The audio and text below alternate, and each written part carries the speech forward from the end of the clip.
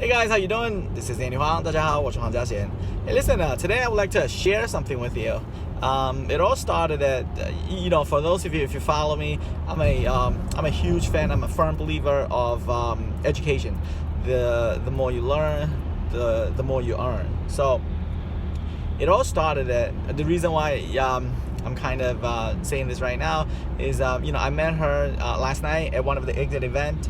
Her name is Diane Scalza. She's the 2018 president of LIBOR. So we just clicked, we bonded. She's she tells everyone I'm her real estate son, and I tell everyone she's my real estate mom. So how this all started was I was at one of the LIBOR training. I'm a firm believer again on training. So I took a class called Ready Set Buy.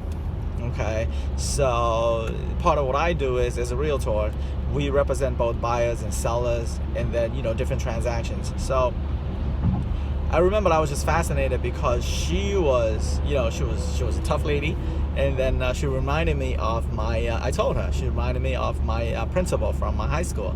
So then but then it turned out throughout the day she was just so she was just an amazing. She has amazing personality, and then through that course, I was introduced. She said, if you really wanted to learn more about representing the buyer, you should take another class.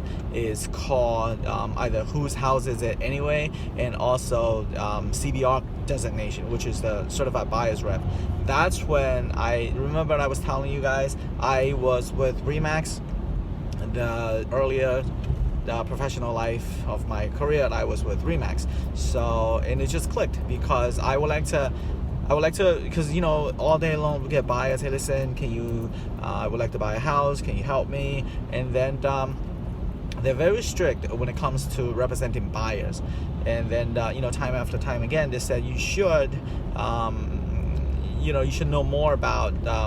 The transaction first before you represent the buyers. So, but anyway, so I kept on pushing and pushing and pushing. So finally, the broker said, you know what, fine, we can't stop you, or we can't, tell you what to do, but we would like you to have the certified buyer's representative under your belt before you fully represent the buyer side.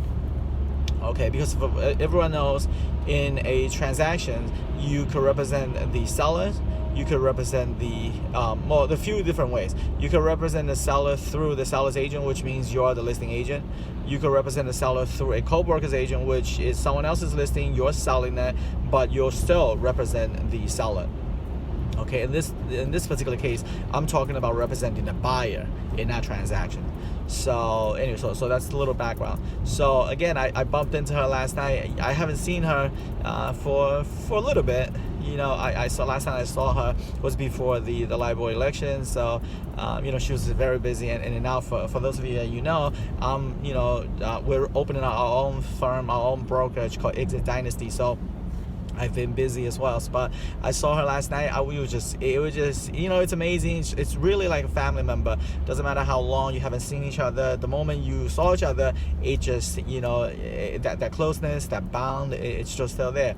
So we were just hugging each other, kissing each other. Oh my God, I miss you. So everyone at the table, they were like looking at me. They're like, how is it that you're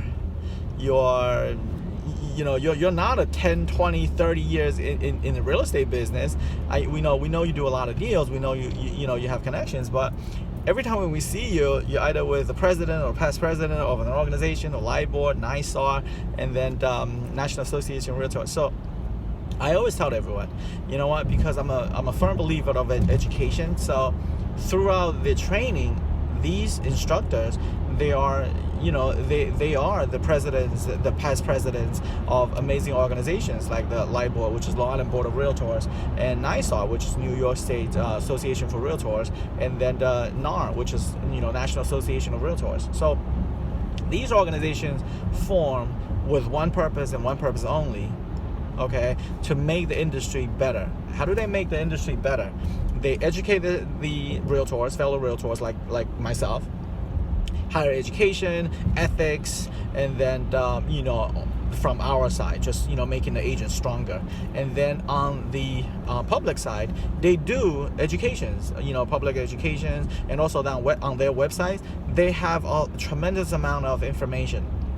National Association of Realtors has this amazing website where just about everything you need, it's on their website.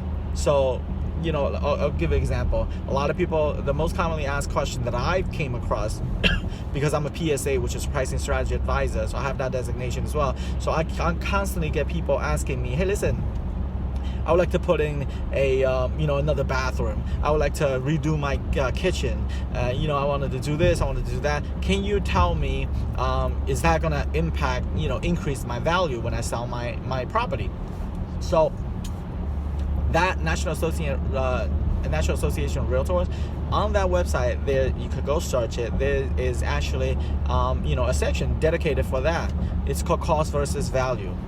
Okay, we talked about this in one of my earlier posts. So there's no equal increase, meaning I spend $50,000. There's no direct increase of I spend $50,000, therefore I must get more than $50,000. When I sell the property. Yes and no.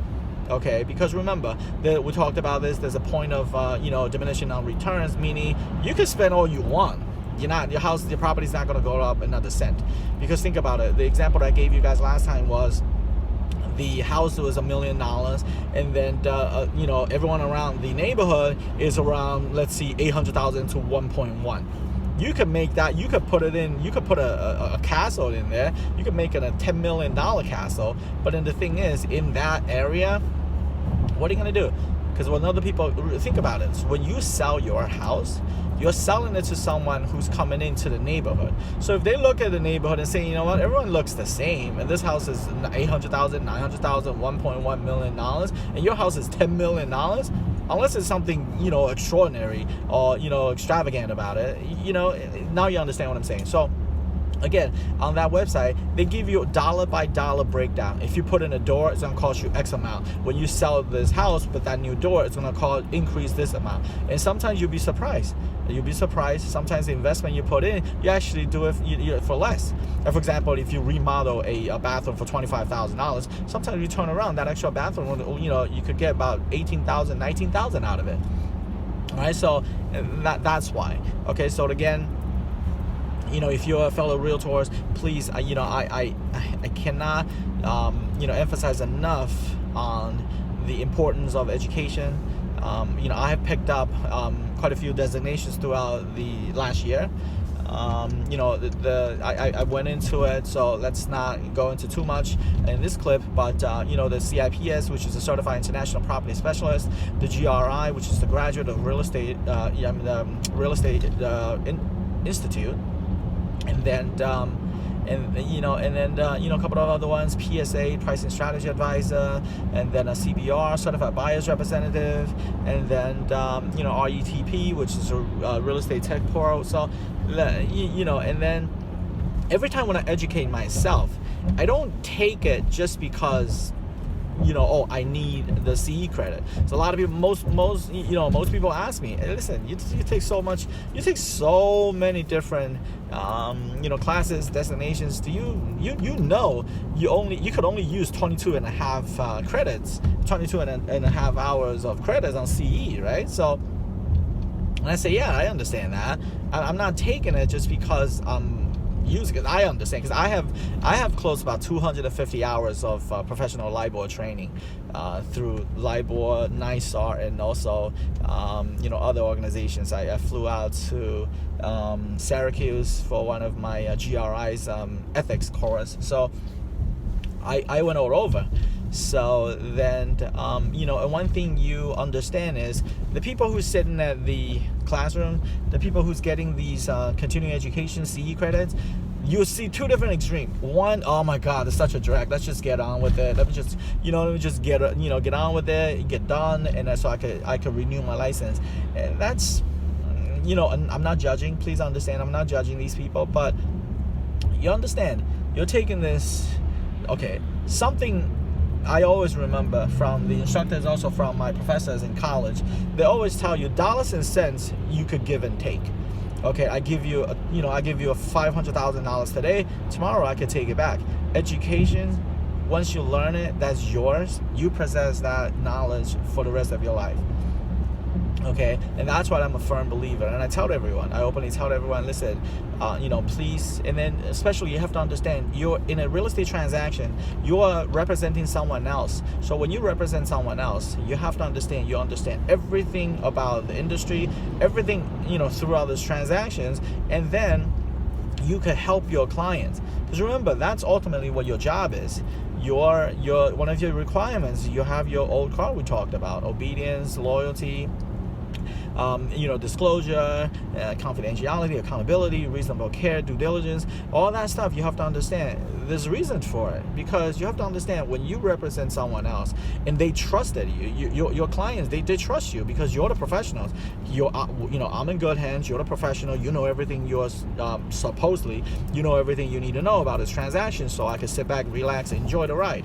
Because if I want to go through all this hassle, if I want to go through everything, if I want to understand all these laws of, agencies and stuff like that, I might as well just, get the house, become a realtor and buy the house myself. I want to enjoy. I always tell everyone, they're like, oh, okay, why do we need a realtor? And I tell everyone, think about it. Buying a house is buying a new car, right? Think about it. To some extent, that's what it is, right? So, and I tell everyone, when you buy a house, I'm not judging. When you buy a car, do you go from dealerships to try to talk about, every feature, every function of the car, and then try to shop around, negotiate, hassle to the last, to the cheapest, bargain? And a lot of people say, yeah, that's what I enjoy. For those people, you know what? God bless you. I'm one of those too. I sit down and I look at it, and and I said, okay, let me see what this is about, this and that and everything else. But there are other people who, when I buy a car, when I wanted a new car, I go in there, I wanted to be surprised. Okay, this is how much money, this is the car I want. Please, put something together and let me buy the car. And then you handle all these. Don't tell me how the financing works behind it. Don't tell me what what makes the wheels turn, what this and that. A lot of people don't want it. A lot of people just want to say, you know what, give me the keys to my new car, or get into the car, open that door, smell that new car smell. And that's what I was telling everyone. Buying a house should be like that. This is a treat. This is one of the biggest treat that you could give to yourself. I always tell everyone, the most important things are getting married, having children, and buying a house. Okay, I always tell everyone this. So understand this. So that's what I'm telling you. So please understand. If you have any questions, if you have any concerns, if you don't know which classes to take, hit me up across any social media, Andy Huang. Facebook, you name it, WeChat, anything. You can find me anywhere. All right, so, and then you can always call me directly, 646-996-0859, and you can also email me, andyhuangrealtor@gmail.com. All right, guys, it was such a fantastic day. It's 69 degrees right now. Okay, so go out there, enjoy. Looks a little gloomy. I think it's gonna have spot showers, so on and so forth. But nevertheless, it's gonna be like 71 degrees. Tomorrow's gonna be the same thing. It's gonna be a fantastic weekend coming up. I know a lot of people are heading out to open houses. So again, enjoy, and I will talk to you guys later. Bye now.